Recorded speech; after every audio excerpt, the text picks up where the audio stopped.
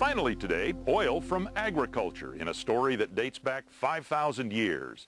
It's not the kind that keeps your motor humming, rather it's the kind you'll find on your market shelf with a label like extra virgin. An Italian family from the old country saw possibilities in a sun-baked California valley. Now they are reaping a harvest of liquid gold. Enrico Bariani didn't start out to be a farmer. He and his brothers emigrated from Italy, where the family was in the contracting business. But when they brought their parents over from the old country in the 1980s, the family began looking for some land to buy. They found it in Sacramento County, California, an area whose climate is ripe for growing olives. When we started making olive oil, we all got very passionate and we enjoyed very much what we were doing and found out that we were going to enjoy more the lifestyle of a farmer. When the Barianis arrived on this property, there were already 120 olive trees that had been planted more than 60 years ago. Well, when they decided to go into business for themselves, they pruned and revived those trees and planted 30,000 new ones. Those olives provided olive oil. They made less than 4 gallons the first year, but friends liked it, so they started offering it to the public. Soon it was so popular that a successful new business was born. The ancient Greeks called olive oil liquid gold and used it for medicinal as well as culinary purposes.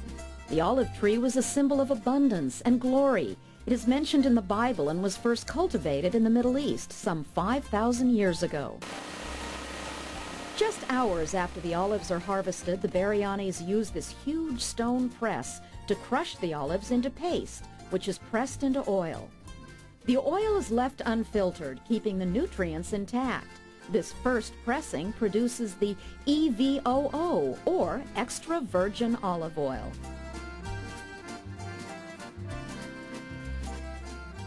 We use Bariani olive oil in this restaurant and in others that I've worked in because it's locally made product, made with organic ingredients, Italian family tradition, cold pressed, and it just suits our palate here.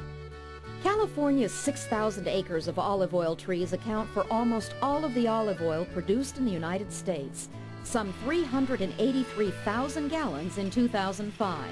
But it's only a tiny fraction of the total worldwide production that's been spurred by a number of studies on the health benefits of olive oil. We ship to Switzerland to a company that is developing new products, pharmaceutical products and cosmetics using olive oil as a base. Then we do send a lot to Japan, Germany, Singapore, Taiwan, and China. They sell every drop of olive oil produced, and they consider it to be so precious, nothing goes to waste. So, Sebastian, this isn't dirt we're walking on, is it? Yeah, exactly. It's not really dirt, it's actually olive paste. And what we have here is olive paste and olive pit. And it actually becomes a fertilizer, so it's really good for the trees. If cultivated properly, an olive tree starts producing olives after 5 years. I propagate my own trees.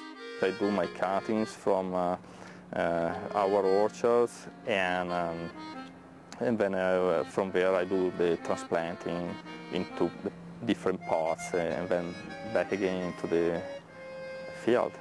As consumption increases, the market continues to grow.